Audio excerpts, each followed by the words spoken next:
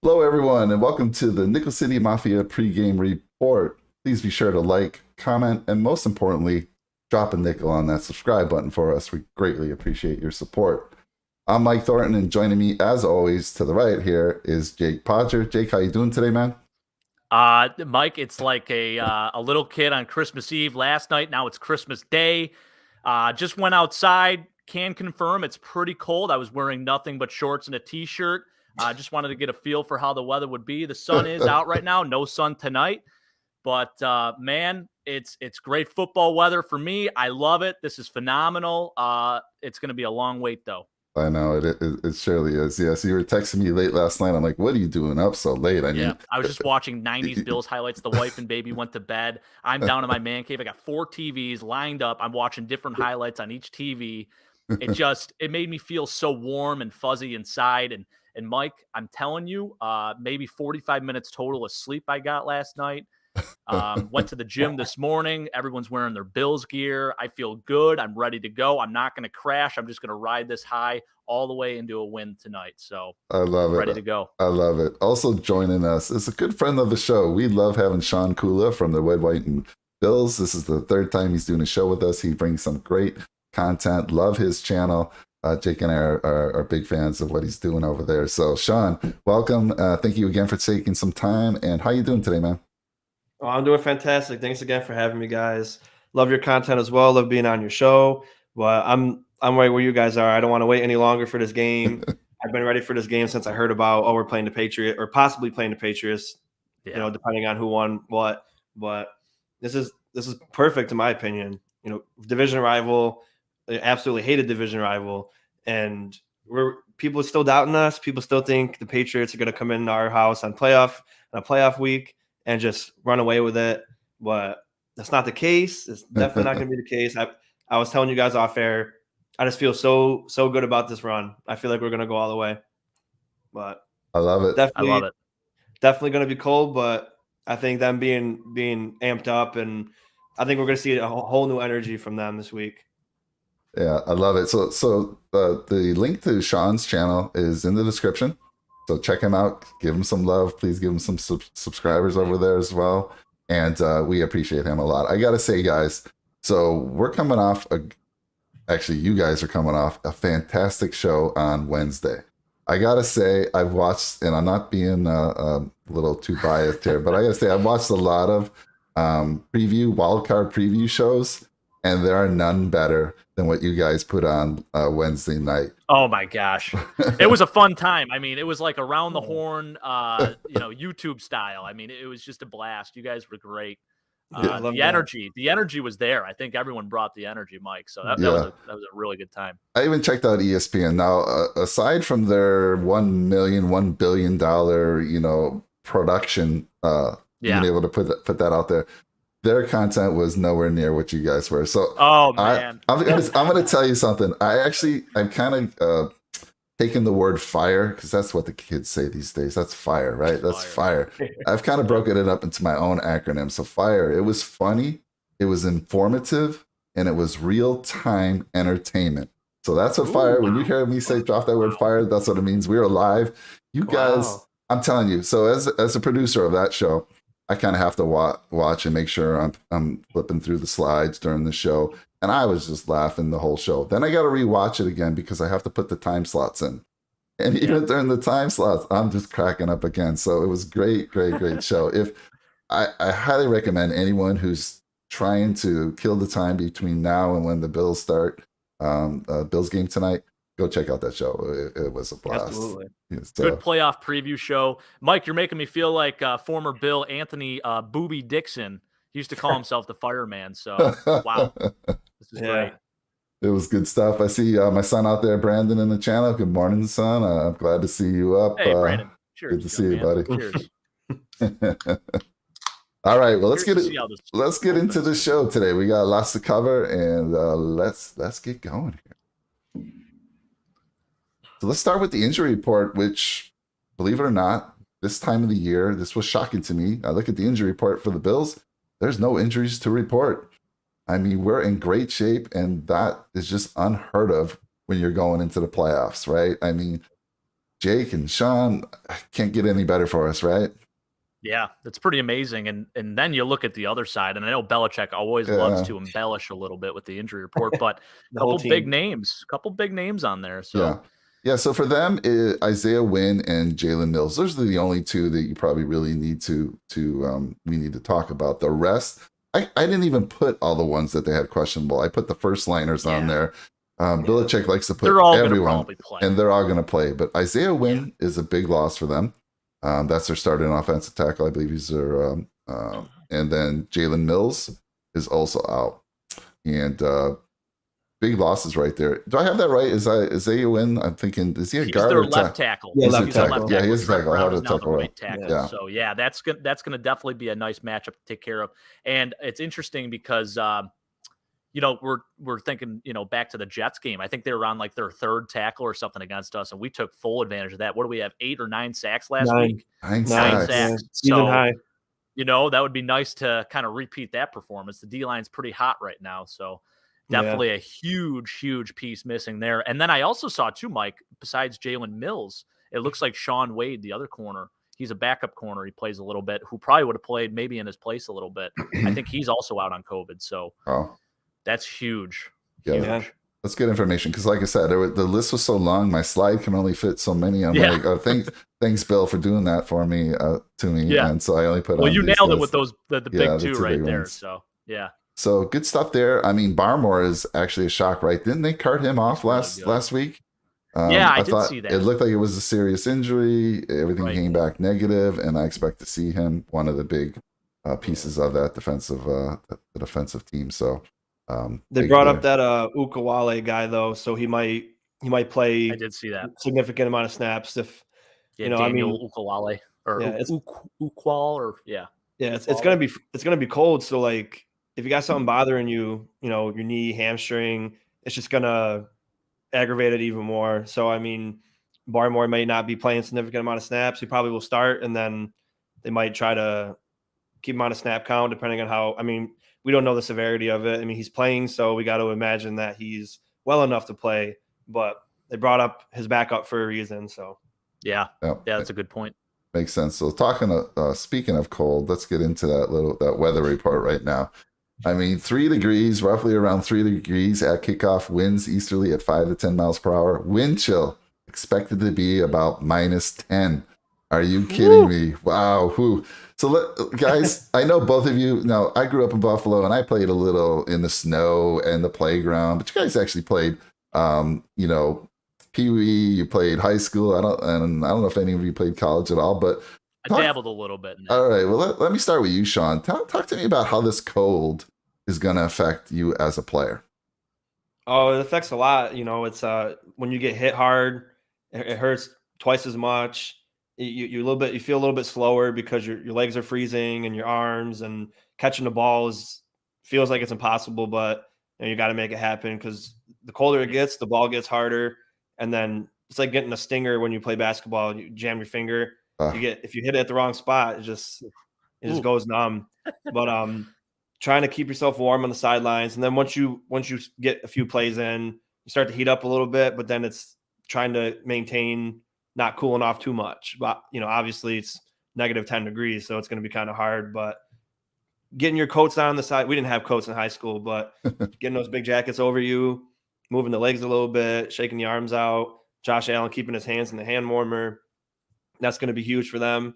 I never played that cold. We started in September, so the first game was always over 100 degrees. And then we ended in October or beginning of November, and it would get kind of cold. But it was never fun. The ground's hard. So I was a running back, so when you get tackled into the ground and then you're hitting the ground with your elbow or your knee, everything feels like it hurts more. Oh man. These are grown men. So yeah. I mean, oh yeah. Yeah. Same question to you, Jake, because I know you played a little receiver in your time. Yeah. It feels like catching bricks, Mike. And luckily for me, I'm very fortunate in that I have pretty good circulation. So like once I get my hands moving, like you just keep them keep those fingers moving. And, eventually you catch a few balls and you're good. I mean, it still stings a little bit every time, but if you have some gloves on, it does kind of prevent it from hurting as much because it has a little bit of padding here and there. But I mean, it's cold. It stings. And it's not going to be super easy. No signs of Deflategate tonight. I could tell you that for free. It's not going to happen. I can assure that. It'll be very interesting to see. Maybe Josh takes a little bit of mustard off the balls that he throws because we've seen in the past few weeks our receivers have been dropping balls, and he's got a laser rocket arm. So maybe just take a little bit of juice off of those throws. He might need to put some on a few of them today, though, too. So, we can't afford any tipped interceptions today. Yeah, that's right. And now the coldest game that I was ever a part of, I wasn't actually playing in it, but I was working with the University of Buffalo football team. We went out to Boise for the famous Idaho Potato Bowl, and it was cold, very cold. I mean, practices and stuff, and like just handling the footballs and stuff, catching them and stuff like that. Like, it hurt. Yeah, it definitely hurt a little bit. And I think it was 7 degrees there on a few occasions, and it dipped into the negatives a couple days too. And it was pretty brutal. It was pretty brutal. However, I love it. It's football weather, baby. Like, this is Buffalo football right here. Yeah. I think it should be an advantage for us. I want to see us play well in this bad weather to shut up all these dome people. I'm tired of it, Mike. Like I said, when did people get so soft? I mean, shoot, your blood should have, thickened a little bit since you've been here in Buffalo, but I don't know. I get it. Frostbite's a potential too, but hey. Yeah. Well, you guys were talking about Mac Jones being an Alabama guy, so this is definitely going to be a little bit of a shock for him. And what bigger motivation for both the defense and offense? Defense bringing out, get over to that warm bench, back on that warm bench, and then on the offensive side, get down, score, get over on that warm bench as well. Hey, get used to being uncomfortable today. Yeah. Mm-hmm. I mean, heck, I was telling you guys, I'm out here in SoCal. I'm older now, so yes, I can't handle the cold. It's going to be 60 at game time, and it's going to be chilly for me. I would have to get a blanket, get the hot chocolate going. Yeah. I can't imagine playing in that. Yeah, I think the only saving grace is that if you're out on the field, at least you'll be moving around a little bit, so you can get the blood flowing. And outside of that, I mean, I guess Viagra is the answer, according to Bart Scott. You got to take some Viagra. You had to bring that up, didn't you? I'm sorry, I had to mention it. I mean, it's been a big headline the whole week. So, hey, we got Antonio out there. We haven't seen Antonio in a while. Good to see you. He's asking Antonio, Jake, are you going to the game? Oh, you really hit a soft spot here. I'm beside myself. I so badly wanted to go. I have some prior commitment plans. Not unfortunately, it's going to be fun. We're going to still, we'll have the game on and stuff, and we're going to watch it and all that. But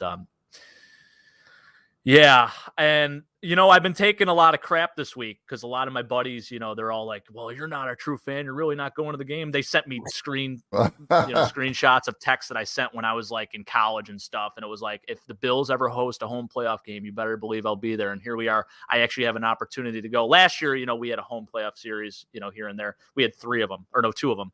And, I wasn't able to go to those. It was limited capacity, and it was only for season ticket holders. I'm not a season ticket holder.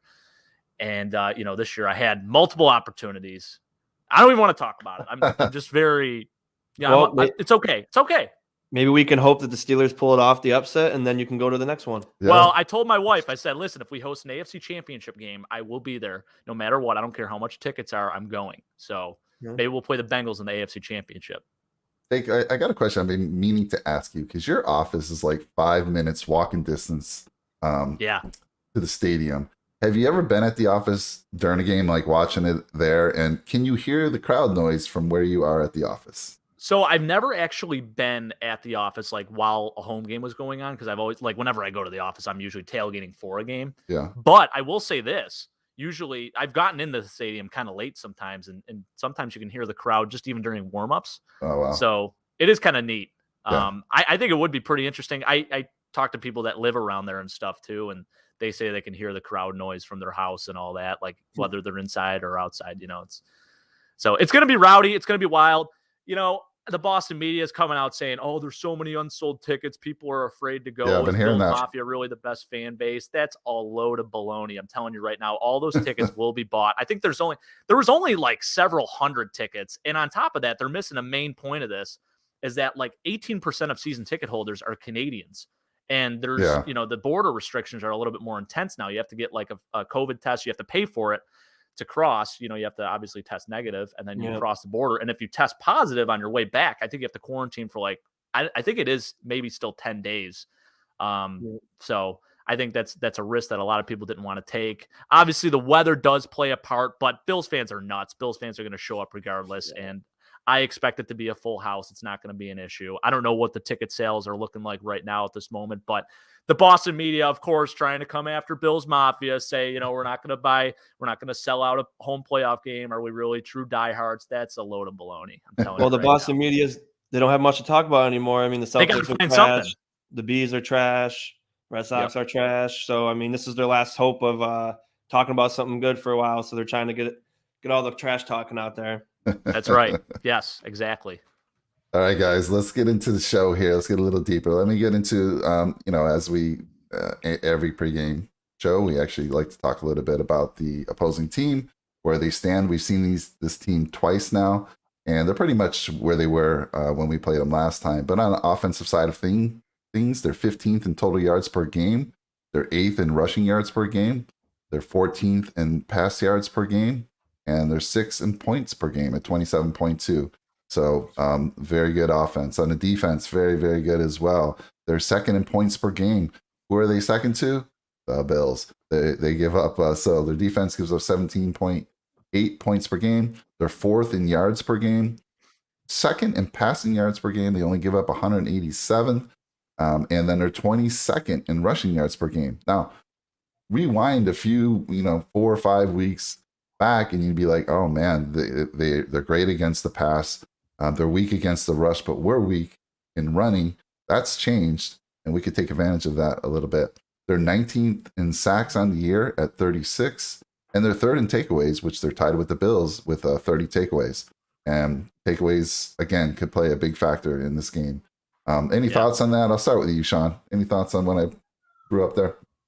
Oh, yeah. I mean, obviously we can't deny that the Patriots have had a pretty great season, considering, you got to start with a rookie quarterback. You were 7-9 last year.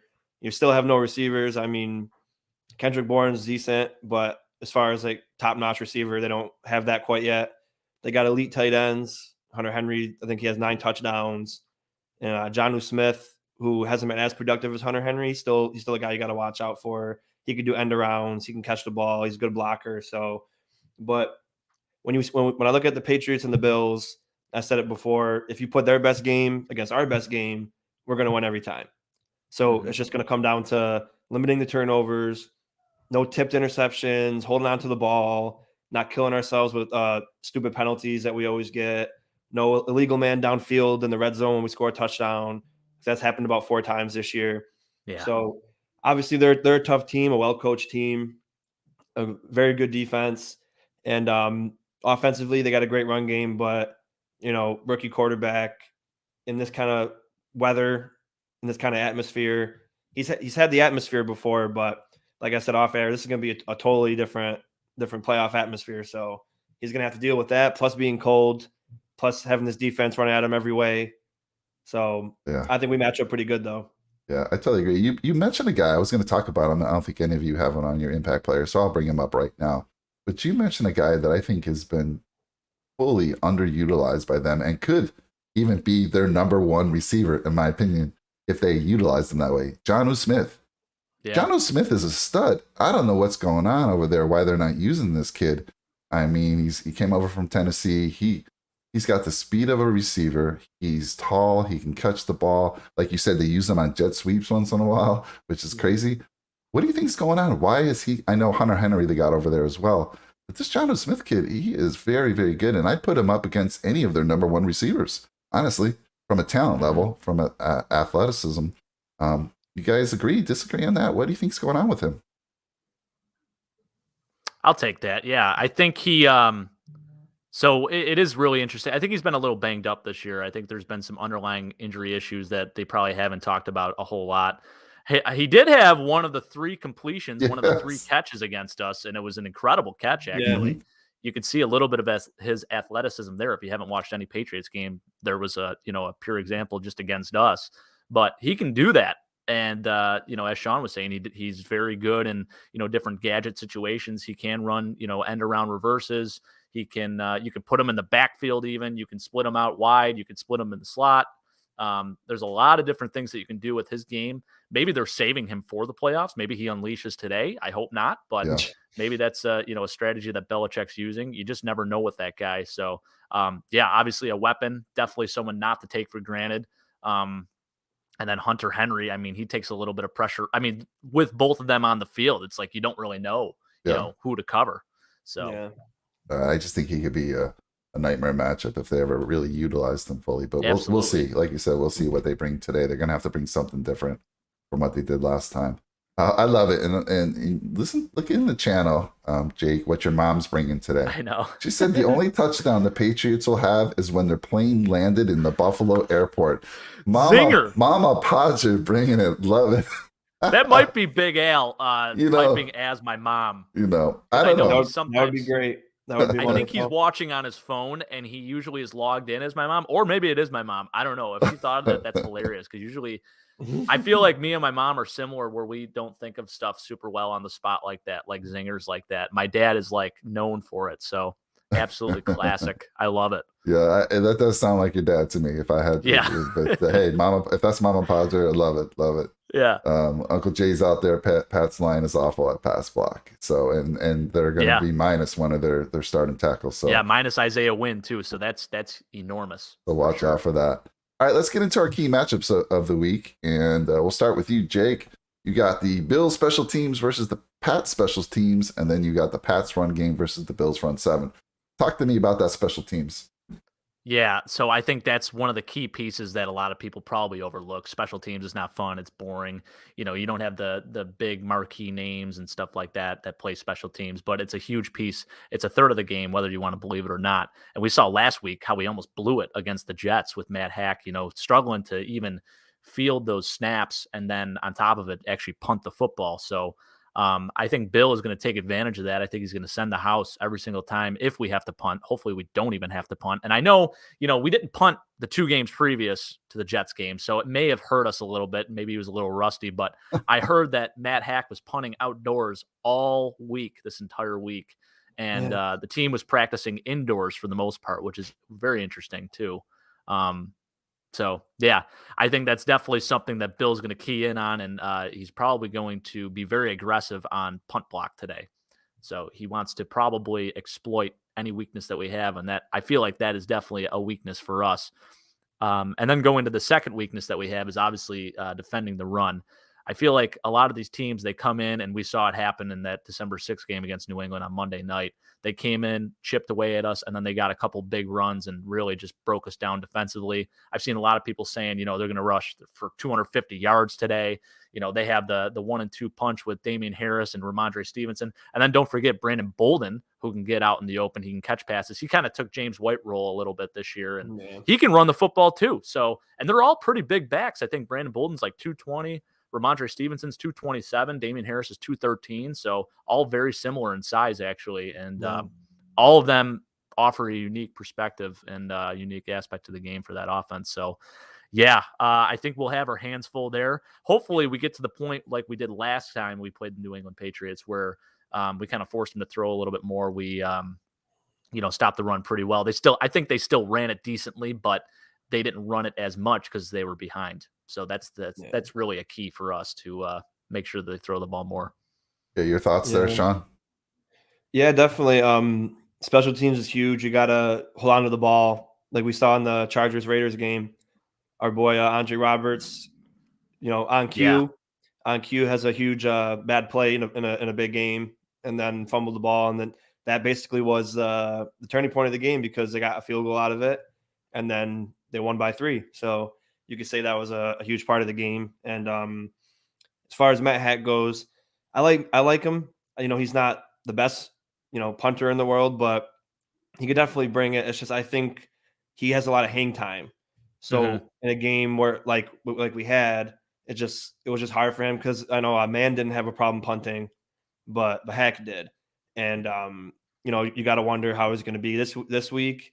And especially with Belichick's special teams, they're excellent at special teams. So Yeah. Can't afford And they another have dog. one of the best punters in the game, and Jake Bailey. Don't forget about that. We got to talk punters a little bit here. So Yeah, we Jake can't Bailey. have any slip ups on special teams because that's basically giving them a free chance, free points, especially if you get blocked and close. We can't afford that this time around. But as far as the running game goes, we know they had some big plays against us even the game we won. So our problem that game was we would score and then defense wouldn't hold. Right. And then they would score and then we wouldn't score. The defense would hold. Then we would score, they would score. So especially with, like you said, they're all three pretty big backs. And how I mentioned in the cold, it's going to hurt a lot more to get hit. Mm-hmm. So we can't arm tackle as much as it's going to hurt. You got to wrap up and you got to smack them hard because any little arm tackling, they're going to shake it off. Absolutely. Yeah. Got a question for you guys because I didn't like this approach, but I could see why McDermott did it. So we've seen Isaiah McKenzie have some difficulty fielding balls on kickoffs earlier in the season. I think that's why they tried Marquis Stevenson, and he, I'm a fan of his, but he just looked lost out there a little bit. And he had some troubles fielding the ball as well, especially in this cold weather. And then they bring in Micah Hyde, who's got experience in doing this. But the problem that I saw is Hyde was just being stay away from the ball pretty much. I mean, he's not going to field it. He lets it bounce. If he can grab it and run it, great. But he pretty much just wants to stay away from it, make sure we get the ball. Are you guys a fan of that? Because I feel like we're giving up yardage there. I feel like by not fielding the ball cleanly, we're giving up, potentially a big play if one of those guys were to break it. But I feel like we're giving up yardage there. Shawn, I'll start with you. What do you think about that strategy? Like you said, I understand it because he knows Hyde will be very good with the ball, but at the same time, it's like if he does return one and he gets smacked and gets out of the game, then now we're out one of the best safeties in the league. So I mean, that's what I don't like about it is you're putting one of your best players in harm's way, and obviously it's different for me. So when I was in high school, I had 20 kids on my team, so we basically played every single down, special teams, offense, and defense.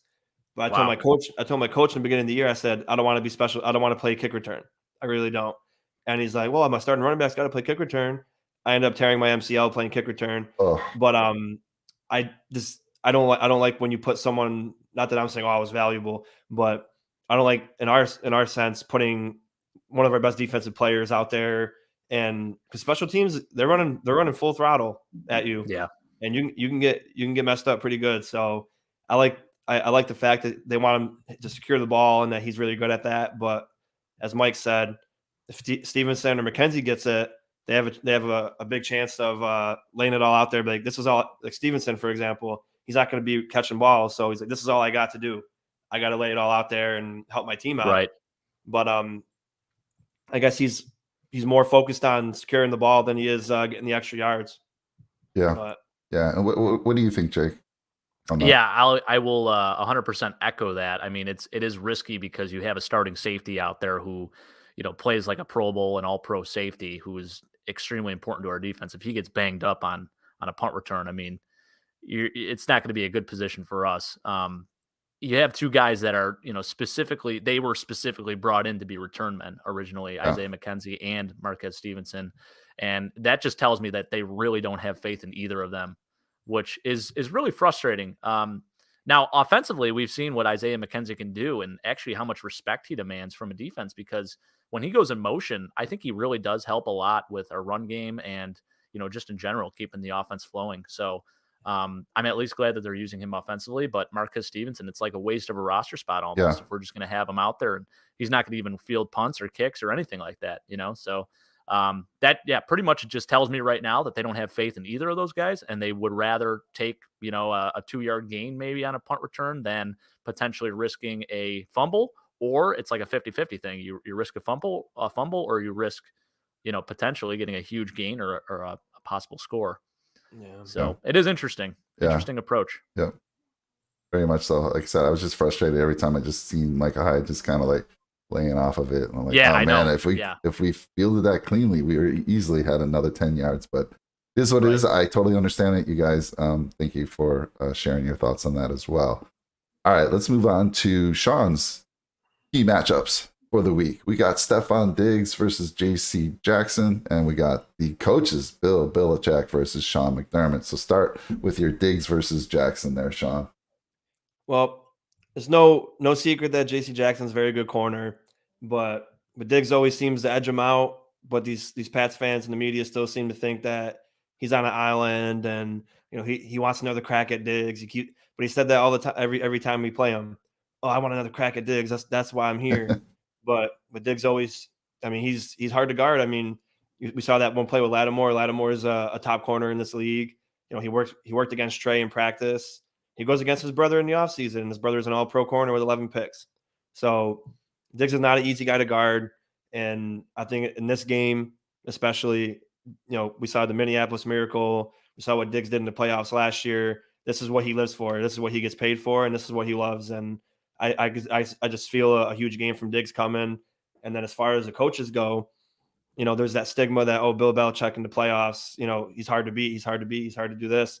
But Sean McDermott's got over that hump. He's beaten him 3 times in the last 2 years. And I think what Sean McDermott has to do is the last few weeks, he's been more aggressive, like we always talked about. He was always aggressive in the wrong times and not aggressive when he should be. But in the last few weeks, he kind of got back to where he was last year. What made us really good was he trusted the offense in certain situations, and he wasn't scared to go for a touchdown when we needed one. So if he does that and stays true to himself and not worried about who's across the field from him, I think it'll pan out good for us. But that's a huge matchup because three times now in the season playing Bill Belichick, he's probably hasn't slept this whole week. He's probably been in the film room and trying to dissect ways to stop us, but I don't think it's going to be enough. Yeah, you bring up some good points there, and I want to say something real quick. I want to say thank you for teaching me some new math. I was watching one of your shows. I think it was the Jets post game, and you said 17 plus 14 equals 6. And I love the new math. Oh yeah. I love learning things as I get older, and that was awesome. So yes, 17 plus 14 Diggs. I do agree with you. Hey, let's make shirts.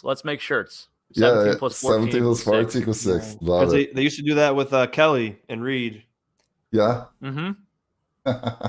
That's awesome, man. Well, I love that line. Jake, your thoughts on Sean's key matchup, sir? Yeah, I mean, last game, Stefan Diggs had 7 for 85 and a touchdown against the Pats. So look for them to be very aggressive. I love the chippiness that Stefan Diggs brings. He's aggressive. He goes at those guys. He's not afraid of anyone. Give him some back shoulders. Give him some work. Press him on defense if you want.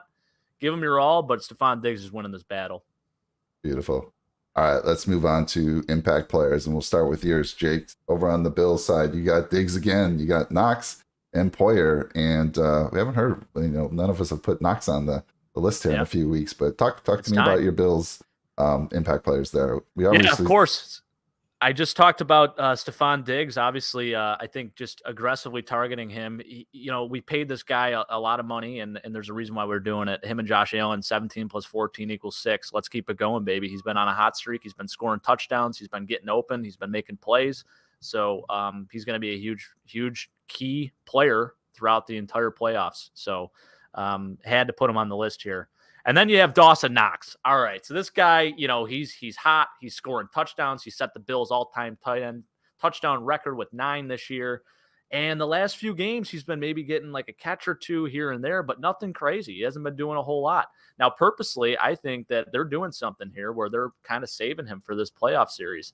So I think today he comes out in a big way, and I expect him to score today. I expect him to have a really big day, and I think he's a kind of a safe blanket. I know he in previous years he's dropped a lot of passes and whatnot, but this year it's kind of been a different story. So I'm really excited for him. He loves the cold. This is what he's built for. He we saw the clip of him on that Monday night game. He was outside in the snowflake, just a cut off shirt. So I think he's going to be ready as ever for this. And maybe do you think he wears sleeves or no sleeves today? No, he won't. No sleeves. Love that. O-line, sleeves or no sleeves. I think Darrell Williams is the only one that typically does. John Feliciano, I know, does here and there too. And this is a good debate that I actually got into a little bit with the sleeves or no sleeves. Now, my brother-in-law, Zach, is very adamant on players, being smart, being comfortable, and doing the right thing because science says that you can get frostbite. So yes, obviously the temperatures are a little bit colder. It's not your 20 or 30 degree weather. This is like zeros and negatives. So it will be interesting. I say, hey, just throw some Vaseline on those arms and get it going, baby. Let's win the battle right out of the tunnel there. So anyways, that was just a little sidebar, but yeah, I do think that Dawson Knox has a big day today. So I'm excited to see how they utilize him, and I think he's going to get open a lot. Let's see what else. Jordan Poyer just named an All-Pro. Finally, the guy's getting some respect. Doesn't get a Pro Bowl vote. We don't need it. We get the All-Pro vote. So he was on McAfee show the other day. I listened to him. Loved what he had to say. He's excited. He knows Bills Mafia is going to be electric. And he had no doubt that all those seats would be filled. And, I'm fired up. Micah Hyde had the big game last time against New England. He had 2 interceptions. So I think it's Jordan Poyer's time. He always plays well at home. So good luck throwing across the middle. Good luck throwing those deep balls. I think he gets a tip pick today. So big day for him. And then for the Patriots, we have Randre Stevenson. So I talked about him a little bit, and I talked about their 3 backs they have. So Damian Harris, I know he's questionable. He's a little banged up coming into this game. He's probably going to play.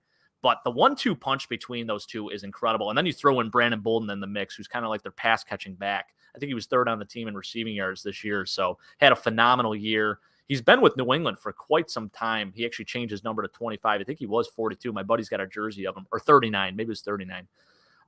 So just awesome stuff. Or 37, maybe it was.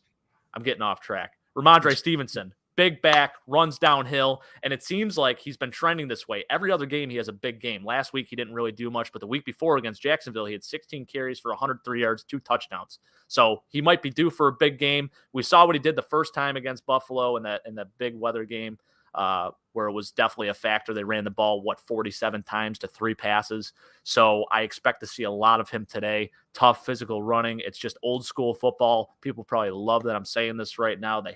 A lot of people hate that old school mentality, but I think we got to win the battle up front there and, try to stop them as best as we can.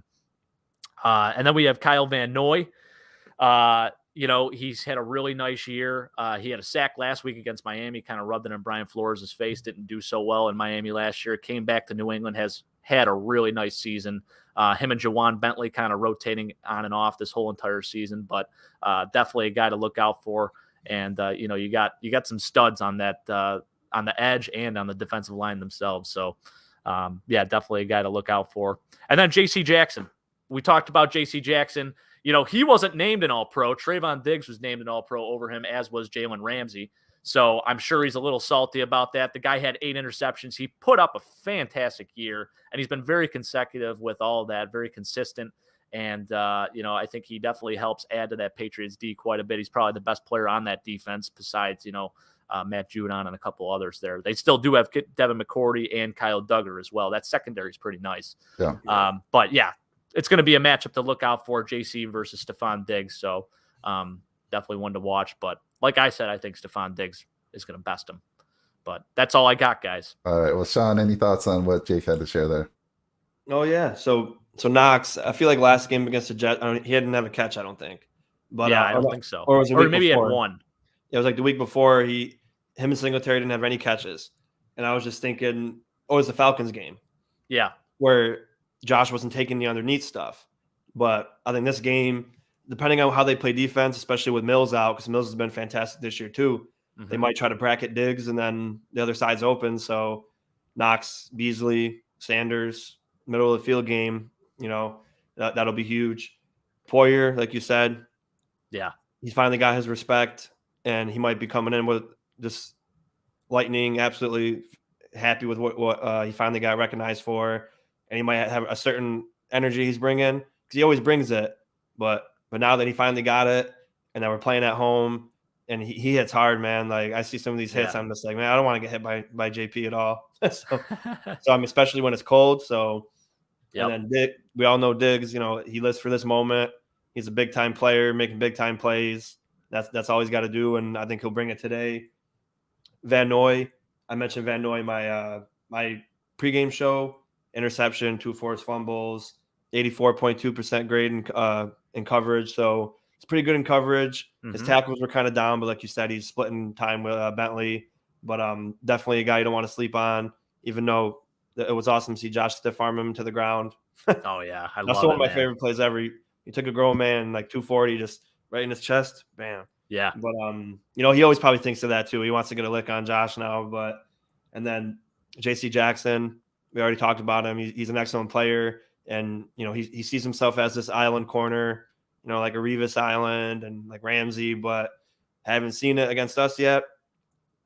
Diggs usually plays against him pretty well. yeah. They're both alphas, but Diggs always got the edge on him. And then, like I said, Stevenson, these guys are huge. They're fast. They're physical.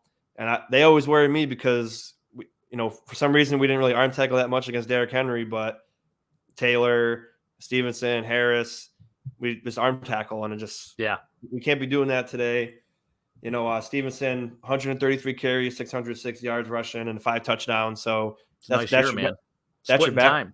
Yeah, that's your backup running back. So, Yeah. And he's putting out pretty decent numbers. So definitely got to limit the arm tackling against these guys. Yeah, good stuff, guys. I want to go back to the channel here a little bit. We got Tim out there saying we're going to see a lot of Gabe Davis and AJ Klein. So we've talked about that against these good running games. Excuse me, against these good running teams. Maybe seeing a little more AJ Klein, a little less of Taron Johnson. And I think he's spot on there. I think we'll see some of that today. And then he's also got come out like Michael Bennett, small pads, no sleeves. Yep. And he says Kyle Williams style sleeveless. And Tim says, I will only accept the Daryl Talley Spider-Man sleeves. Okay, that's fair. I love that, Tim. Shout out to you. Love that. I agree. Yeah, come out wearing the kicker pads. Michael Bennett did it best. Didn't even look like he was wearing shoulder pads. Nothing to really grab at, if you're an offensive lineman. 100% agree. Should be illegal to wear sleeves as an O lineman or D lineman. Listen, I know it's easy to point the finger. I'm the one sitting inside. My brother-in-law said it best. He's like, yeah, you say that. It's so easy to point your finger as you're drinking your 5th beer and eating your 5th slice of pizza as you turn up the degree on the thermostat from 68 to 69 degrees. Fair enough. Nice. Anyways, also Ben Violani, shout out to you, says Jerry Hughes pops off 1.5 sacks. Wow. That would be nice to see. It would really be nice to see him get home today, for sure. Yeah, I agree. The only thing about Jerry Hughes for me is he breaks that contain way too much, and against a run team, it's just a big hole, and you're basically playing with 10 guys at that point. He likes to takes the big loop around whenever he goes. So if they're running, then there's a hole. Yeah, so that's the only thing I worry about with Hughes. I love Hughes, and he's been great for us, but that's just my only gripe with him is you learn that at the lowest level. You got to keep containing, and that's what Rousseau does great. Yeah, right. He does. He really does. He hardly ever breaks contain, and like I said, on these big running plays, or if you got a mobile quarterback, that's just a big hole right there for you. So, and then and then there were rumors that we're going to sign Shaq Lawson. I know a couple sources came out and said that we were going to sign him, and that we did reach an agreement, but I don't think we actually did. No. So that would have been a nice signing, I think, because he was pretty good against the run when he played here. But I'm kind of surprised he didn't, though. I thought they would just have a in case someone goes down thing, right? Another depth piece, but yeah. I don't know. They got other plans. Yeah, our defense. I mean, we're the number 1 defense. I don't know. There's a reason why Shaq hasn't been able to stay on a team recently, or whatever it is. I just don't see us needing him. So I was surprised when I saw that information, and so who knows whether it's true or not. He's definitely not going to be on the field today. I did want to ask you guys, this is a little off topic. Just want to get your thoughts real quick since you mentioned the Miami Dolphins. I wanted to get your thoughts on the firing of Flores. Mistake or not? Do you think they made the right choice? Here's the Dolphins, who just missed out 1 game each of the last 2 seasons from making the playoffs. Flores, very, very good coach. I think he's going to be picked up quickly. I'll start with you, Shawn. Did they make a mistake there? Oh yeah, it's a huge mistake. Absolutely huge mistake. I mean, yeah, he started the season 1-7, but they finished 9-8, and last year they were 10-6. And the only thing, week 17, the last 2 years, all he had to do was beat our backups last year. We beat them 56-20. Week 17. This year they had to beat the Titans. Week 17, they lost 34-3. So yeah, you could look at that. Oh, the 2 big games that they needed to win, they lost both of them. But Miami hasn't had 2 winning seasons back to back, and I can't remember what it said, but that's a win for them. I mean, you beat the Patriots twice. Yeah. You got a great defense, and like you said, so close to the playoffs both years. But I don't know what the deal was with that. I don't know what they were thinking. I mean, if they can land like Dayball, or because I know they're interviewing Dayball, if they can land another coach, and I mean, we'll see how he is a head coach, Dayball, but I would have kept him. I mean, it's not like he went 4-12 every year. Exactly. 10-6. Oh, he had a 5-11 the first year, but 10-6 and 9-8. I mean, I would have gave him another shot. He had a lot of promise. What do you think, Jake? This is where the old saying, "It's nothing personal, it's just business." Well, guess what? As the great Michael Scott from The Office said, business is always personal. It's the most personal thing in the world. Stephen Ross and Brian Flores did not get along right from the get-go. There was the whole tank for Tua thing where the Dolphins fans were all on board with it. The management was all on board with it. But Brian Flores said, no, screw this. We're going to win games. So luckily, they still had the opportunity to take Tua in the draft. But I think Brian Flores actually wanted Justin Herbert. So it all started with that. And then there was a whole thing with Deshaun Watson last year and how Brian Flores supposedly came out and said to Tua that he just flat out didn't like him and he didn't want to take him originally. So there was that whole thing, and Stephen Ross and him just not getting along well. So only guy to ever lose 7 games in a row and then win 7 games in a row. So clearly he was able to mold that team and make them into a contender. And yeah, I think it's a huge mistake on the Dolphins' end. Sometimes you got to just push those feelings aside and let this guy take control of the team. He's the head coach. Listen, you're in management. You're the owner. Like, yeah, you do what you want. But let me tell you something. Good luck finding another guy like that, because I think he really did want to prove a lot of people wrong. And he didn't buy that whole, listen, we're going to lose games to get better players. He didn't like that stigma. And I love that in a guy like Brian Flores. So I think he's going to probably end up going to the Texans, and they're going to end up winning some ball games, and he's going to get along really well with Nick Caserio, and the rest is history. Yeah. Thanks, guys. Yeah. I guess they said this team was too good to not be in the playoffs this year. And that was the main reason why that's true. I mean, we didn't expect them to go 1-7. We expected them to be contending with us like last year. Right. But, I mean, you can't give up on a good coach like that. The guys played and for him. It's not like they had like these superstar players. They had a couple. I mean, Xavier Howard's a stud. They have some good pieces, but it's not like the whole team is built off of these monster Pro Bowl players. And Jalen Waddle, nice piece too. But I'm not like saying Tua's the guy or Tua's not the guy, but the way that whole organization handled him, I'm surprised he still wants to be there. Yeah, I feel for him. So true. Yeah, we don't want you. We want Watson. Yeah, you still got to play though, even though we don't want you. Hopefully, we get Watson at the trade deadline. This and that, and then he went off, and I thought he did pretty good this year. I mean, I'd put him over Mac Jones, but yeah, I mean, a lot of people. It's still the divide in Miami. I know a lot of Miami Dolphins fans, and they still talk about we don't want Tua. We want Tua. Tua's fault. It's Tua's fault. Flores got fired or whatever. So I mean, definitely a guy I'd want my daughter to date. I could tell you that. Tua's just a great young man from what I've seen. I don't know him personally, but from what I've seen, seems like a great guy. And I think he can win games. He's a good game manager, but I'm not sure if he's the guy to take it to the next level and win a Super Bowl. Well, we shall see. I thank you for the thoughts, guys. I wanted to ask you because my good friend Troy, who's a diehard Dolphins fan, he was shocked. Troy. He was actually shocked by the move. So I wanted to get your thoughts as well. So good stuff there. Thank you so much. Sorry, channel. We went a little off topic, but hey, this is what it's all about. We talk a little bit about everything. I do, before we forget, before I move on to Shawn's impact players. First of all, I want to remind everyone, if you're new to the channel, please drop a nickel on that subscribe button. Give us a like, give us a share, put those comments out there. We'd love it. And then Jake, at the top of the show, I think before we got on, you said you had a trivia question for us. So let's not forget it. Let's throw it out to Shawn and let's see if the channel can hit this trivia question that you have. Okay. All right. So last week we had a good one. It was, who was Jerry Hughes traded for from the Bills? Do you know who that is, Shawn, by the way? No, I can't remember. It was Kelvin Shepherd, and I struggled with it. I got his college right, which is insane. I don't know how I remembered that he went to LSU and he was a 3rd-round pick. I got everything right outside of the actual name. So, of course, I go to the gym today, and the same damn thing happens. My buddy Nick, shout out Nick Pollinger, great guy, comes up to me and he says, listen, I got another trivia question for you. And I said, all right, I'm ready.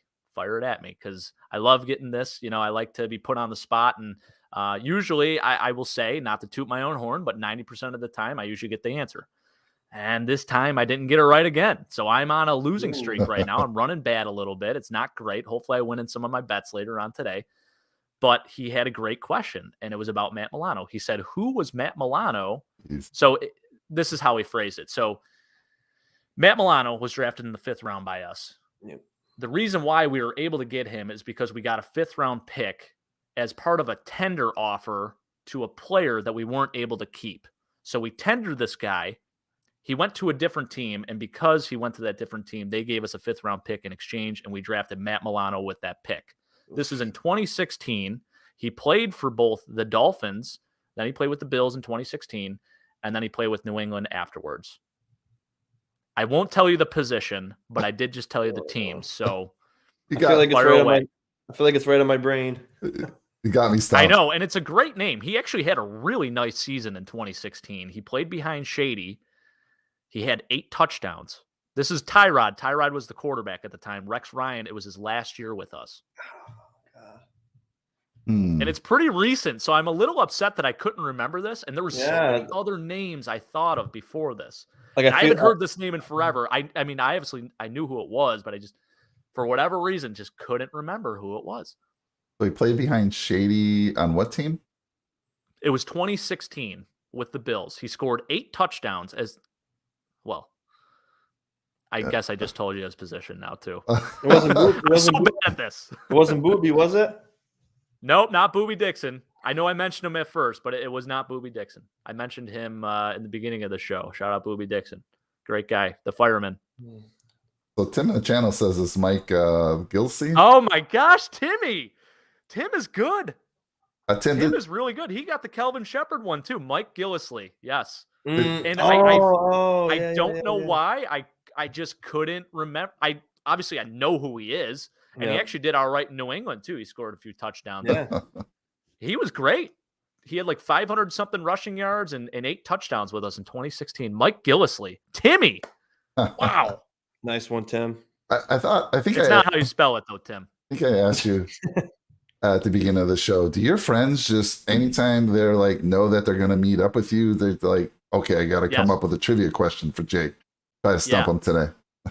That's an ideal afternoon in the Padre household. We'll just sit in my man cave in the basement here, watch TV. This happened last week, literally just happened. Sit around, maybe we're drinking a few of these, put a case in front of us. This would be an ideal day for me. So hopefully my wife is listening. Put a case in front of you and just go back and forth with my buddies, just naming old players. And everyone you don't get right, you drink. Everyone you do get right, you drink too. It's great. Just a great day. That's a day in paradise for me. I love it. That's so funny. There's just a feeling of like warm and fuzzies inside of me when I, when you can reminisce on these old players. I don't know why. I don't know what does it to me. It's just a great feeling that I have. I was telling a couple of my buddies too, I want to become a pro football historian. That is actually a job title that someone possesses. He works for the Pro Football Hall of Fame. His name's Joe Horrigan. And that's got to be the greatest job in sports. He's a pro football historian. He gets paid to just look up football facts all day. I mean, that's incredible. I mean, you can't go wrong with something like that, right? I mean, I go on Pro Football Reference way more than I should anyways, as it is. I might as well make an opportunity out of it and become a pro football historian. Yeah, reach out to him. Yeah. I think I should. I want to learn nice your little side gig. I want to know what the salary is for a football historian. Well, he gets on like NFL Network and NFL Films and stuff like that. So, he makes some appearances. So I'm sure they're paying him a little bit. Well, you guys are young, and I fully expect both of you to be doing some ESPN, some historian, whatever you guys want. I think the future looks bright for you two guys. Oh man, I don't know, Mike. That would be good. No, I see it. I definitely see it. I mean, I could see it. I can see it. Absolutely. You know what? I can see it. I watch ESPN all the time, and I'm like, oh my god, Jake's much better than that guy. Shawn, since we've gotten to know him, Shawn, is that what you want to? You want to try to do something like that? We'll see where it takes me. I mean, I love it, man. I love doing this, but I feel like with what we see on the medias, they censor you a little bit. Yeah, and they kind of just, I feel like they get told, oh, some of you have to pick this team, some of you got to pick this team. Yes, and then the hot takes. You got people like Nick Wright who always go high in the Chiefs and can't stand the guy. No matter what it is, you can't ever say anything bad about him. Yeah. And like the guys he's with, he's got like 2 Patriot fans. They're always blowing smoke. Skip Bayless on the Cowboys. Yeah. Yeah. And Skip, I mean, like I tell my friend, I like Cowherd the most because he's the only one that would be like, oh yeah, I was wrong, except for Baker Mayfield. He hates Baker Mayfield. He hates Baker. I mean, he's not wrong about Baker either, though. Yeah. But with Josh Allen, he's like, oh, I don't think Josh is going to be great. A good quarterback. He's lacking this, he's lacking that. And then as soon as he became who he was, he's like, I was 100% wrong about Josh Allen. He's one of the best quarterbacks in the league. He's got the best arm. He's elite, and he does that with more than just Josh Allen too. And but like people like Skip, he still dogs on Josh Allen all the time. Like that the Patriots game, he was like, yeah, well, Shannon, what I saw was he had a couple really bad throws, and that Isaiah McKenzie touchdown. He's like, he threw it like 15 feet behind him, and if it wasn't for McKenzie catching that ball, he would have missed it. Like that ball to Emmanuel Sanders, it was a terrible throw. And if you make that an AFC Championship game, you're going to lose. And he was just like, finding all these ways to say how Josh had a terrible game, and it's just like, Skip, like let's be real here. Like he had one of the best games of the season for any team, and they don't take into account the weather, they don't take into account the plays he makes or what he has to do. Like that McKenzie catch, it was a little bit behind him, but if he didn't do that, he wouldn't have scored. Exactly. Yep. Receivers know that. I might have to turn around, or I might have to dive, or I might have to jump in the air. Like that's all part of the game. Mike and I did a film breakdown of that last Pats game too. Some of the throws he was making in that game, no one else is making those throws. I mean, maybe Aaron Rodgers or Pat Mahomes, maybe. Yeah. But even that first game in the 50-mile-an-hour wind. Yeah. I like to see anybody else do that. No one can do that. Not just saying that because he's our quarterback, but like 50-mile-an-hour winds, dude, and you're throwing the ball like 50 yards downfield to Diggs, and then if he just looked, obviously it carried on Diggs, but if he started looking this way first, then it would have been right in his hand. Touchdown. And it's a tough adjustment to make, but exactly like you said, that's right there. He was throwing lasers, and there was a stat that he had. He's tied for second with 7 drop touchdowns this year. That's incredible. Wow. He's had about 5 called back with illegal man downfield. Yeah. So, I mean, people like to say, but just to get off topic again. Every home game we've had was terrible weather, maybe minus the Steelers game. And then in Kansas City, terrible weather. Mm-hmm. He played great. And his stats this year were basically the same as last year. Yeah. And we had way better weather last year. So people like to say, he hasn't been as good. He wasn't the same as he was last year, but you got to put into account all these bad games where it's not just cold. Like they say, Rodgers plays in the cold. Rodgers doesn't play in 50-mile-an-hour wind. He doesn't play in torrential downpours all the time. So you can't really use that. But I mean, he's played a lot of bad weather games, and that Texans game that I went to, I looked at my buddy and my wife, and I was like, oh, great. We're not going to see a Josh Allen passing day. We're just going to see run the ball every time. But he had a lot of good throws that game, and there was one where Diggs caught. It was like a 35-yard bomb. He was like this side of the field. He threw it all the way to that side of the field, and Diggs tapped it, and it was right by where I was sitting. Oh, that's cool, man. That's a crazy throw in this weather. And, I think looking at the weather, for example, for the home games, he had a really good season. I mean, he had a really good season regardless, but when you factor in all the weather he had to play in, I think that it makes it seem even better than it was. Absolutely. I think, and another thing too, I love stats. I am like a stat nerd. So I love looking at the numbers. And he still put up great stats, but people still want to dog him a little bit. Yeah, his completion percentage dropped by like 5% this year. But you don't take into account the drop touchdown passes, the incomplete passes because of just regular drops, or the wind blowing 1,000 miles an hour. Yeah, I mean, there's hey, you know what doesn't lie? The eye in the sky. So watch the film. That's all I got to say. That's right. All right, well, I love you guys' honesty. So take it from someone, though, who has to interview a lot of people. We're going to work on those answers that you guys just gave. We're going to get you through the interview process with ESPN, give them the answers they want. And then once you're live on camera, go back to your honesty, because the people will love it. So let's get you those big contracts. Let's get you through the interview. Yeah, I'm not selling my soul, Mike. I'm not doing it. Well, let's get you through. Let's get that big contract, then put it all out there. All right. Then come hard at them.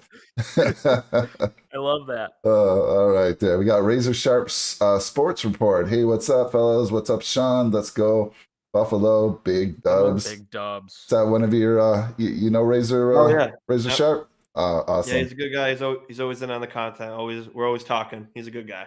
Good to see you out there. He's very knowledgeable. Loves the Bills. Awesome. Thank you for tuning in. Drop a sub. Drop a nickel. Yeah, drop a nickel on that sub. Thank you. Let's see here. All right, Tim throwing out who's the 2016 Bills 6th-round draft pick who was legally blind? Ooh, Tim throwing Timmy. some trivia out there. 2016 Bills draft. Is that even possible though? 2016 draft, 6th round. Oh, then Are you being sarcastic that he's legally blind? Well, Z-Bell may have corrected him. I don't know if they're related. That was the fullback for the Coleman. Seahawks who was legally deaf. He was on a commercial. He was on the battery commercial for his earbuds or his what do you call them? AirPods? Wow, football guy. AirPods? Earbuds? No, AirPods? like hearing aids. Oh, hearing aids. Okay. Well, maybe it Timmy, was. Yeah. Was it Kevon Seymour? No. Colby Listenby, receiver. It's about TCU. They're about 11 seconds. Kevon Seymour. It was Kevon Seymour, wasn't it? I think it was Kevon Seymour. He played corner. USC. Yeah, USC guy. But okay. I think he was a 7th rounder. Yep. It was? Hey, I'm back. I think it's safe to say I'm back. That's all. Cheers to that one. Wow. I think Tim's just slacked you the answer to get you back on the winning track. Come on now. He just said I'm going to throw a trivia question. That was actually a tough one. I do remember seeing a thing about that, though. And I looked at that draft pretty recently, so he actually asked me the right thing. So that's good. Well, I looked at it because, I was looking at 2016 and stuff for Mike Gillislee. I'm like, what the heck? I can't believe I forgot that one. Kevon Seymour. That's a great name. Wow. Nice. I say he slacked you. That's what the tool we use these days. But I meant to say he texted you. Slack.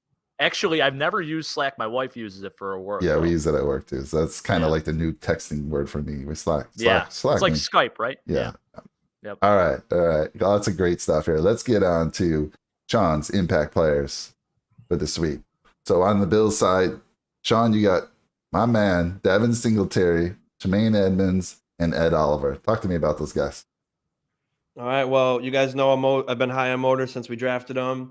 And it seems ever since I picked Breida to be an impact player that Motor must have watched because he's been a man on fire ever since that week. So, I mean, we noticed what happens when you give him more than 5 touches a game. And I was never a fan of that. I like the committee thing, but don't give 5 to Motor, 5 to Breida, and 5 to Moss. It's not gonna bode well for any team. But now he's getting 15 plus touches and he's producing 70 plus yards a game. And then he's getting receptions also. So, I mean, keep doing what you're doing, Motor. He's doing exactly what we drafted him to do. And I've seen a lot of hot takes earlier in the year saying, oh, he's going to get cut next year. And I was like, what? Like, you don't really think that, do you? But he's definitely – I always thought since last year because people try to say, oh, Moss is going to be the RB1. I never truly thought that in my mind. I always thought Motor's a guy. And you bring in Moss as like a Brandon Bolden type where you can maybe get a couple tough yards, but Motor's been even running tough. That touchdown against the Patriots last time, he ran. I forgot it was a Hightower or a Vanoy. He ran him over in the end zone, and he carried Duggar on his back and then laid out Hightower again. Love it, man. So he's definitely he kicked it into the second gear the second half of the season, and I love what I see from Motor, and I'm not surprised in the least bit. And Tremaine Edmonds, this kind of can go to all linebackers, but I picked him because he's the general of the defense. But when I say arm tackling, he's usually a big culprit of it. Yeah. And I love Edmonds, and a lot of people are down on him. But we got to remember he's 23 years old. Is he 24 now? He's 23 or 24. 23, I believe, right now. He started as a middle linebacker at 19 years old, so he's still a kid going against grown men and leading a defense. And it was a very good defense every year since he's been drafted. And he's got the size, the height, the length, the speed. He's not a guy I want to get hit by. So he's a key player because he's got to get everyone juiced up. And when he makes a big play, everybody rallies around it, and you can just tell like they feel when Edmonds is doing well, the whole defense feels good. Absolutely. If he's not blowing coverages or missing tackles, that helps out the secondary a ton. And then as far as Oliver goes, him and Harrison Phillips has been really good. Starlo Tulele has been good. But Oliver needs to be that enforcer and that game wrecker in the inside. He's got to get to Mac Jones quick. He's the quickest. I mean, besides Epinesa, I posted on Twitter or Instagram or something that the Epinesa sack. Oh my gosh, he's so fast. That was insane. As soon as the ball started to move, he was already through the line. I saw that actually. I did see that. That was unreal, man. I know. Wow. And a few weeks ago, though, they said he was like the fastest player in the league off the ball. That's incredible. Yeah. But as far as D tackle goes, that Oliver's just like that. You can notice that every game you watch, he's always the first person up. Always the first person busting through. So yeah, got to disrupt the run game, especially because they're going to come out running heavy. They might pass later on in the game, but his game plan is going to be, I'm going to run until either we're too far behind or they stop us. And that's how it's going to play out. So if we can stop the run and then score a couple times, and then they might be forced to pass, because last time, like I said, we were scoring, then we took a 2-score lead, and then they scored again. So like, we can run the ball still, and then they scored. So we can't have that if we want to make Mac beat us, because I mean, he only threw 30 times last time, but if we want him to throw 40 or 50, we got to come out and make it very hard to run the ball against us, because as long as they can do that, it's going to be a close game with a lot of high blood pressure. Oh, that's for sure. And it's not because of Viagra. No, it's definitely not. But and the Patriots side, Harris, Judon, and Mac Jones. I mean, what more can you say about Damian Harris? He's got everything: quickness, speed, agility. He cuts on a dime, and he doesn't go down at first contact. So that's why it's huge to arm tackle, because guys like him, we saw it with Leonard Fournette, Jonathan Taylor, these guys that are, or even Mike Davis, guys that carry people with them. You got to wrap them up at the ankles. Someone else hit him on top, gang tackle, and then try to limit him as much as you can, because I don't think you stop Damian Harris, but you definitely got to limit the big plays. And Matt Judon, I said it in my pregame show. We saw what happened last time with Doc and Judon. Judon had a quiet game, but then people said, "Oh, it's because he had COVID, so that's why he was getting beat all the time." But the first game, Judon got the best of our tackles, so I guess we'll have to see. But that's a huge matchup, because Judon's a game wrecker. He could force a fumble. He could hurry Josh into a pick. He could he hit Josh low. I think it was last game. He hit him pretty low once, and I'm not. Oh, and he stepped on his foot. Mm-hmm. Did he try to roll too when he was on the ground? Yeah. Did he try to roll someone? Yeah. I don't like to make speculations, but we've seen it many times, especially against us. That's kind of what the Patriots like to do. When they get an opportunity to do something like that, they will. The game when at home a couple years ago with Brady, we were driving down the field. I think we were winning at the time, or down by 3, and then Josh gave himself up. I forgot who it was. It might have been Chung. I don't remember. Hit him helmet to helmet. Cheap shot. Yeah, I do remember that. Gave him a concussion. Then Matt Barkley comes in and throws 2 picks, and we lose 16-13. And then you have to think about it, because the frustrating part about stuff like that, it happened with Diggs too. He got cracked on the helmet to helmet, but we always have another penalty that offsets it, and then the person never gets thrown out, because I know it's always bang bang plays, but you could tell when someone purposely does something. And that one on Josh was definitely on purpose. He didn't get kicked out, and then we had a holding on that play, so it negated the big run that he had, and then it put us in the field goal range too. And then it was just offsetting penalties, and Josh is out of the game. So definitely got to keep an eye out on dirty plays. And then for Mac Jones, he's the 2 games, he 3 passes for 20 yards, and then I got the stats here. He was 14 for 32. 145 passing yards, 2 wins, and a 31 ratio QBR. And so he hasn't been pretty good against us at all. So no. I know he's been consistent elsewhere, but we got to give him the opportunity to try to beat us, because we saw what he does when he feels pressed. He's like Matt Ryan. He's very slow. So if you get to him, he's just gonna fall down. He doesn't want to get hit. So if we could disrupt him early and make him not want to step back in the pocket at all, then Bill Belichick already doesn't trust him. So get Mac to beat us. Yeah, I like that. yeah, I like that a lot. So you're singing my tune when you say Devin Singletary. I've been on his on the bandwagon for quite some time. Jake and a few others tried to get me off that bandwagon earlier in the season, but You were right, Mike. But I'm You gonna were bring right. on a clip. I'm gonna go find the clip. One of the preseason shows I did before I had Jake and before I learned how to use OBS. Terrible show, by the way. But I'm gonna bring in the clip where I said need to give Singletary 70% of the snaps. And it took him a long time to get there, but it's finally happened, just like you said, Shawn, and he's proven to everybody that that should have been the case all along. So I'm totally with you there.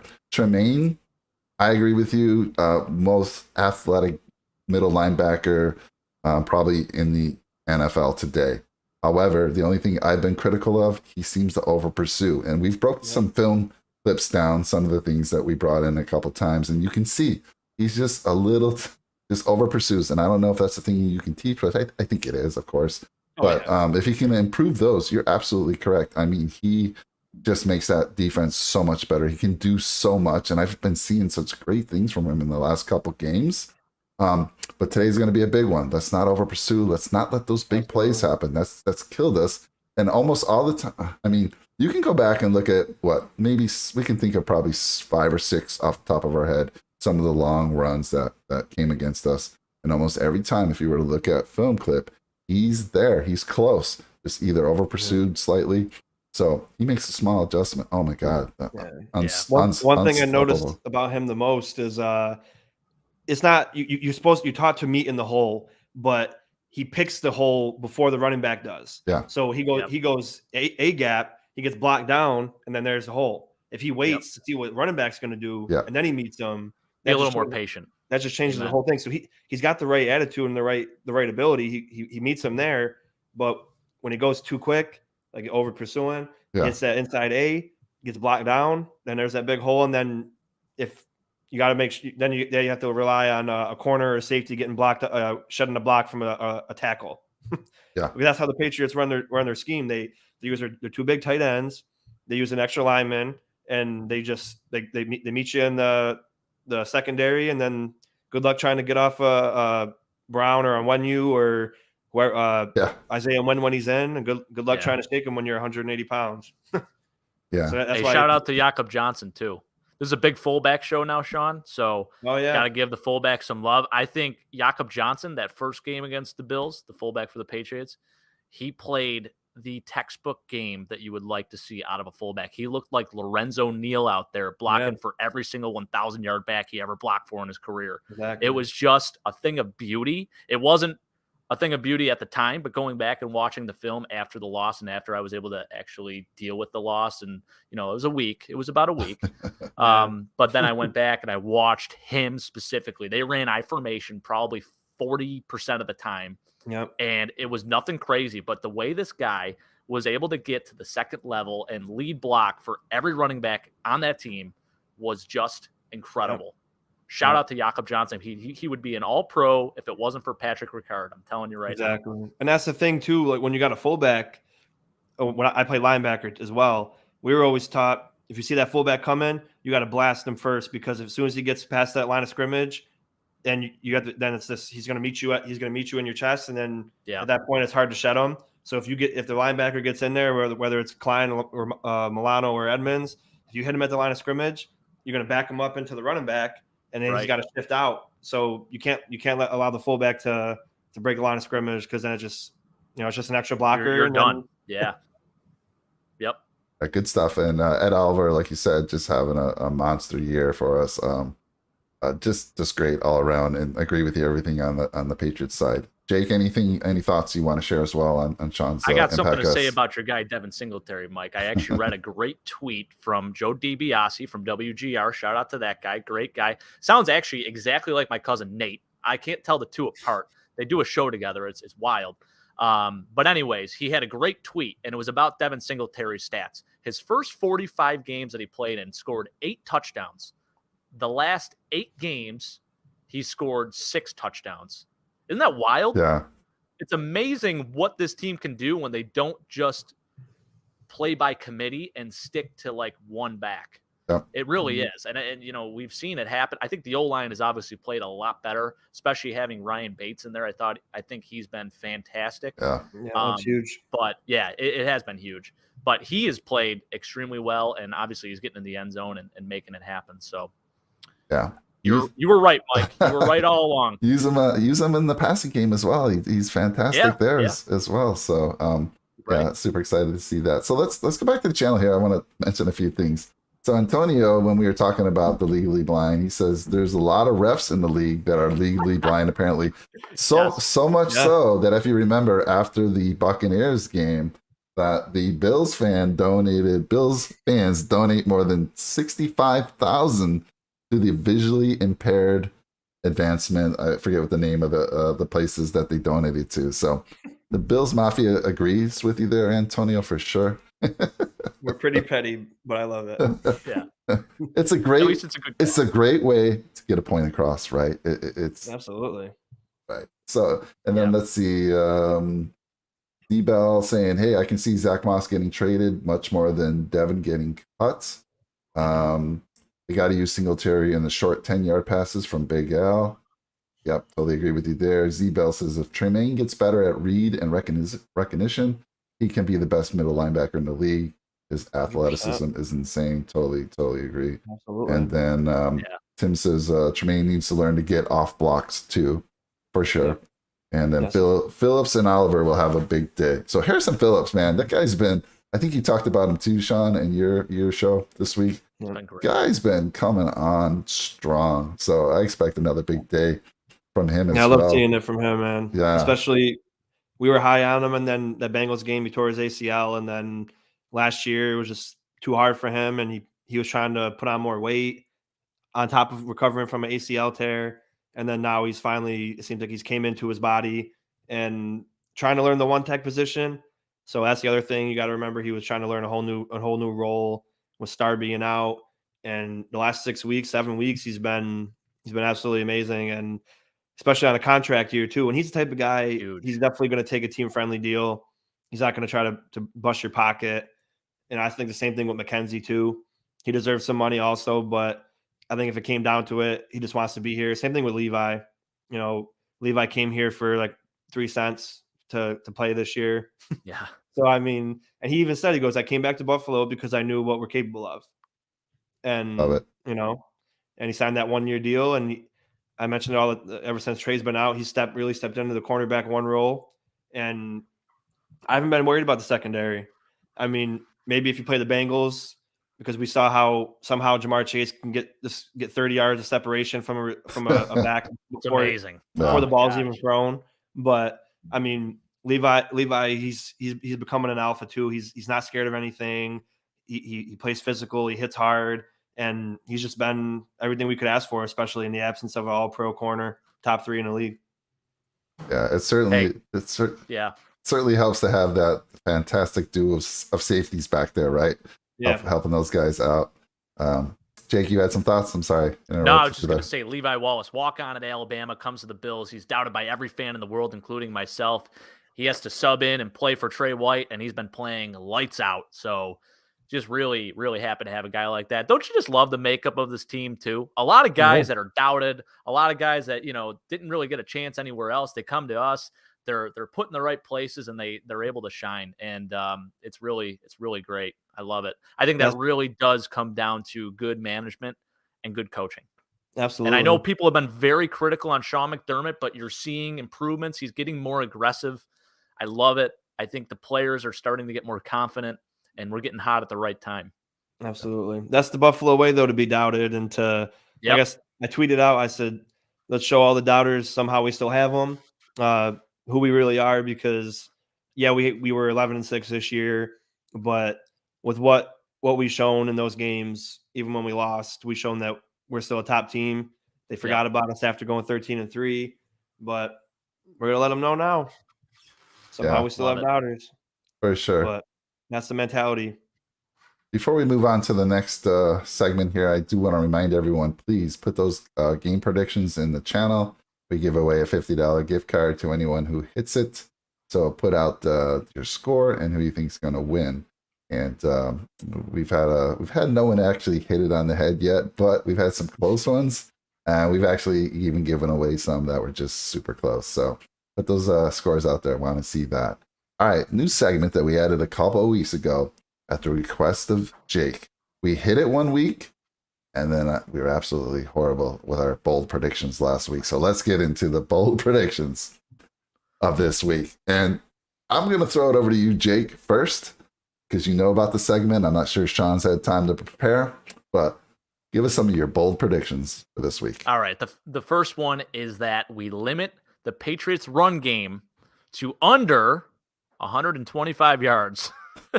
Very specific number. Wow. I'm not going to give us under 100. I'm going to split it right down the middle between 100 and 150. You got to remember, you got 3 really good running backs there. If we can do that, I think we'll be all right.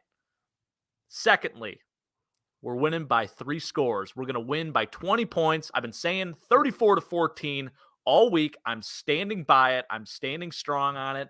We're winning by 20. The books have it at, I think, -4.5 or -3.5 right now. They're playing with a lot of emotion. Vegas is smart. They know that there's a lot of Pats fans out there that are going to bet the Pats no matter what. A lot of Bills fans out there that are betting the Bills no matter what. I truly think that we're going to run away with this one. It's probably going to be kept close for a little bit, but we're a fourth quarter team. We're a second half team. And then when that happens, when we hit the fourth quarter there, we're going to be all gas, no brakes, finish them out. Pats are done. Boston, the whole city of Boston's crying tonight. It's going to be just lovely. I'm going to be so happy. It's going to be great. Get Bill Belichick out of here. Yep, get him out of here.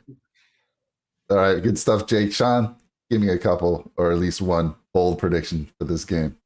I got a couple. So here's one. Motor is going to have 2 touchdowns. Ooh, I like it. Both rushing. Nice. Okay. Both rushing touchdowns.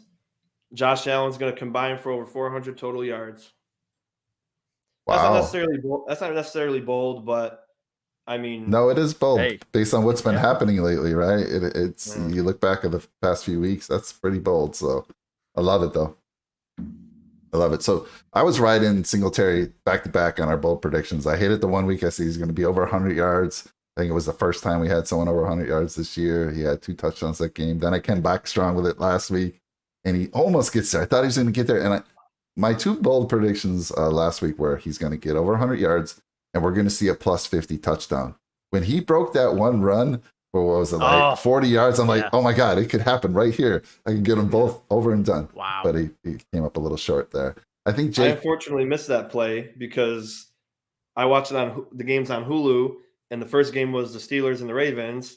So when it happened, they didn't switch over like CBS does. If you're watching it on cable, they switch right over to the other game.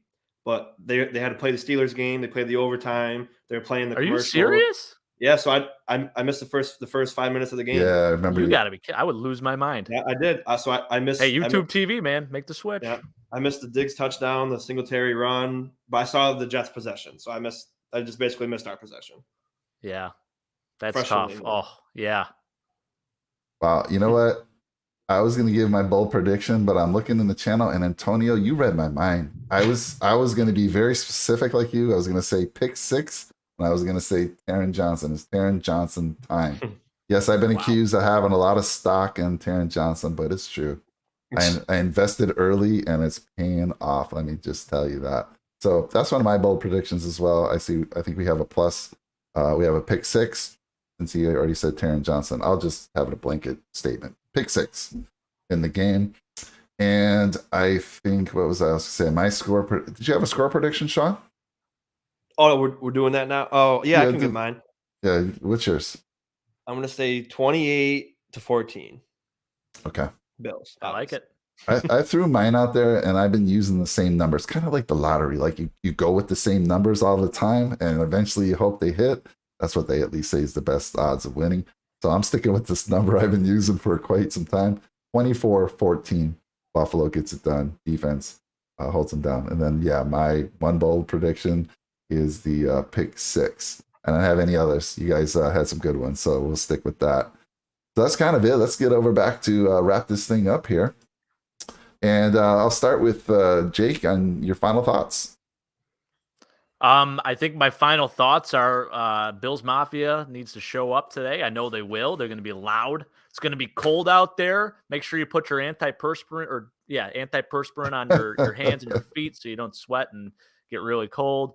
Hey, let's have a day out there, fellas. It's going to be a huge night. It's going to be a long wait, but it's time. Listen, I'm going to name off some players right now just from the drought era, okay? I wrote a few down in my notes because I figured I would lose track and probably get way off track and just reminisce. John McCarrigo, David Nelson, Donald Jones, Felton Huggins, Kawaki Thomas, Terrell Troop, Aaron Williams. The list goes on and on. Sam Adams, Pat Williams. Boy, I could just keep going and going. Jabron Hamden, Xavier Oman. We've gone through all these players. 17 years, we make the playoffs. We get, beat by the Jags 10-3. Oh my gosh, disgusting game. Tyrod's last game. We draft Josh Allen. He's the savior. Sean McDermott somehow gets us back into the playoffs a year later. We go 10-6. Josh Allen has a Thanksgiving game where he makes a statement against the Cowboys. It's incredible. I'm fired up. I'm jumping up, probably almost tip over my food plate. It was incredible. Just a great family moment. I'll always remember it too. We lose in the playoffs to the Texans in heartbreak fashion. That kickoff, I'm still salty about it. It's terrible. Tywan Jones absolutely kills us. Guess what? We go out. We sign Tywan Jones in the offseason. We go 13-3 last year. We go to the AFC Championship only to be beat by the Chiefs. Heartbreak carries on. I don't know what to do with myself. I'm depressed for like 3 months. And then next thing you know, football's back, baby. We have a team. We go out. We lose to the Steelers. Things are looking grim. But guess what? We go on a 4-game winning streak. And then we lose to the Titans in terrible fashion.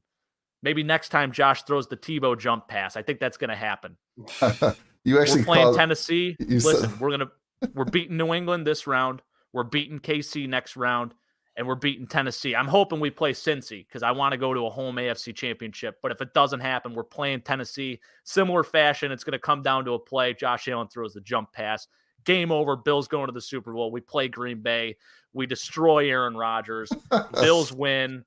City shuts down for a month. That's it. I'm done. Mic drop. I love the excitement on the Wednesday show. It was so funny because Chris is like, Jake, I don't have a lot going on this week, and he's in Baltimore. He's like, I might take a flight out there and just hang out with you for the game. So that was so funny. Like, I'm trying to contain myself. I know. I feel like I'm gonna get too excited and jump out the chair and probably just. But we're gonna need to get some family over with you and some friends, give you some support for this game because you're going on 45 minutes sleep, so I'm worried about you a little bit. It's okay. It's okay. We'll make it through. Let's go over to Shawn. Shawn, your final thoughts. Well, this is what it's all about, guys, right? I mean, 17 years and no playoffs after a lot of success with our franchise. We're just waiting for that coach or waiting for that team, the quarterback, the top receiver. We have it all now. 4 of the last 5 years we made the playoffs. Josh won 2 playoff games. He's 2-2 in the playoffs. McDermott's 2-3. They know how to win. They know how to win big games.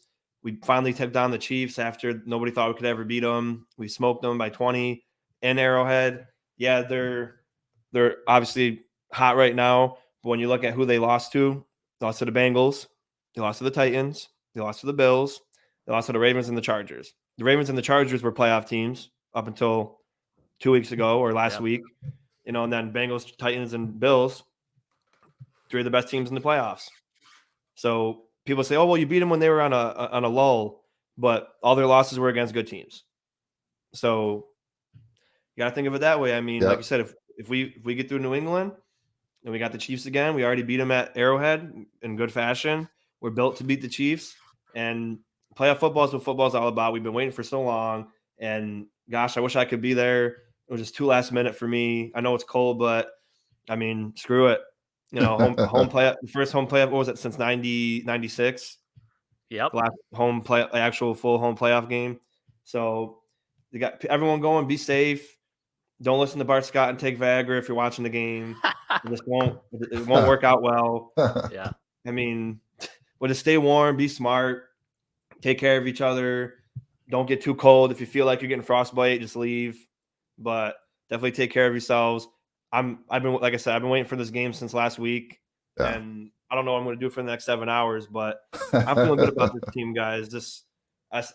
Last night I was awake and I texted one of my friends that I always talk to. I said, "Hey, man, I feel so good about this team. Like, I know, obviously, we all love the Bills, but something last night just hit me in the head, and I was just like, wow, we're really going to do this. Like, we're going to do this year. There's no doubt in my mind."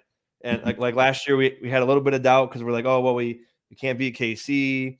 We didn't beat them the last 2 times we played them, so who knows? And then here we go. It's playoff time. I'm going to bawl my eyes out when we win the Super Bowl, Sean. I already thought that too. I'm like, I am going to be like a baby. Yeah, me too. This is going to be it. I'm not getting ahead of myself, but I am getting ahead of myself. Yeah. I mean, we like, not to toot our own horn, but we got the team to do it. I mean, it doesn't matter what your record is, and that's what people like to look at, but you could be 9-7, sneak into playoffs and win a Super Bowl. The Eagles could win a Super Bowl this year. Yep. So, I mean, I don't care about our record. All I care about is we're in the playoffs and what the team we got. We got the number 1 defense, and if you look you love stats too, just like I do. Somebody posted something on Twitter. If you average every team's defense from 2017 to now, the Bills are still first in about 4 or 5, 6 categories. Wow. And still number 1 overall. So we're consistently a great defense. We're rated number 1 since week 4, and defense wins championships, right? Yep. Heck yeah. I'm very high on this team. Yep. And they say teams that run the ball, well, we're kind of peaking with the run game late in the season. And Shawn, thanks a lot, man. I appreciate you being on our show. Really do. I love coming on here. Some of the things that some of my favorite lines from your show, and I don't know if you made this up or you heard it from someone else and you just share it, but one of my favorite things that you say when you're talking about the offensive line, you're always like, you don't have to be the best O-line, just don't be the worst. I love that. That's great. Right? True. It's such a good one. And then you're teaching me new math with the 17 plus 14 equals 6. I love that. I'm going to be talking to Jonah about that here, my little boy. He loves that kind of. See what he says to that. He actually. I'm also not good at math, so that could have been why. You know what's funny though? I say this because Jonah does. He's just a silly kid, and he'll come up to me, Dad, what's 50 times 50? He comes up with his own math, so he's truly gonna appreciate that. So again, Shawn, That's the awesome. link to Shawn's channel is in the description. Please click on that. Go give him some subs. Give him some love. He does a great job, and check out his content. It's fantastic. And Jake, always appreciate you as always bringing it. An X and O guy, love it. And the fans out there, the folks in the channel, we love your support. So again, if you're new to the channel and you haven't already, drop a nickel on that subscribe button. Give us a like, give us a share, and put those comments out there. I love seeing the comments today. Hey, yeah. So Mike, there's a couple guys in here. ZBell84, that's my buddy Ian, and then Timmy. So these are the guys that I usually sit around with. We reminisce on these old players. They're already going at it right here. They're talking about Jabron Hamden. He had his show Hanging 10 with Hamden. This is all during the drought years. There was nothing better to do than for these players to have their own TV shows to keep the fans entertained. Then Marshawn Lynch and Kyle Williams had to swim off. Kyle Williams smoked them. Apparently, Kyle Williams is an incredible swimmer. So it was, I'll tell you what, they were dark days. You could basically count on us going 7-9. Securing that 11th or 8th or whatever spot in the draft. It was always low. And boy, here we are. Let's make a statement. I'm ready to go. One game at a time. Don't forget about Vontae Davis. Vontae Davis retiring at a half, Shawn, too. That's another one. Man.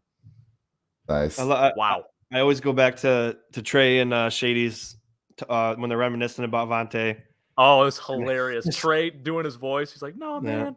I'm gonna retire. That's funny though. It's just like, yeah, I'm done. I don't feel like playing. It's so funny. Trey is hilarious. Trey White is freaking hilarious. He's a Trey White Goalie Academy too. You ever see that one, Mike?